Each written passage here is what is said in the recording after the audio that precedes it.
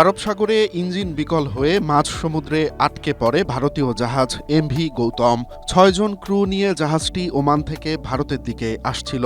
যান্ত্রিক ত্রুটির কারণে কয়েকদিন সাগরে ভাসতে থাকায় জাহাজের খাবার ও ওষুধ ফুরিয়ে যায়, ফলে চরম সংকটে পড়েন নাবিকরা। বিপদে পড়ে নাবিকরা জরুরি বার্তা SOS পাঠালে মুম্বাইয়ের উদ্ধারকারী সংস্থা পাকিস্তানের কাছে সহযোগিতার অনুরোধ জানায়। মানবিক দিক বিবেচনা করে দ্রুত সাড়া দেয় ইসলামাবাদ। পাকিস্তান নৌবাহিনীর জাহাজ PMSS কাশ্মীর ঘটনাস্থলে পৌঁছে নাবিকদের খাদ্য, প্রয়োজনীয় ওষুধ ও কারিগরি সহায়তা প্রদান করে। উদ্ধার হওয়া ৬ জন নাবিকের মধ্যে ৫ জন ভারতীয় এবং ১ জন ইন্দোনেশিয়ান নাগরিক। স্ট্রবেরি সুপার ডটেড ও ক্লাসিক ভ্যারিয়েন্টে সেন্সেশন জাগুক শিহরণ। দুই দেশের রাজনৈতিক টানাপোড়েন থাকলেও সমুদ্রের এই মানবিক সহায়তা ভারত ও পাকিস্তানের মধ্যে একটি ইতিবাচক দৃষ্টান্ত হিসেবে দেখা হচ্ছে।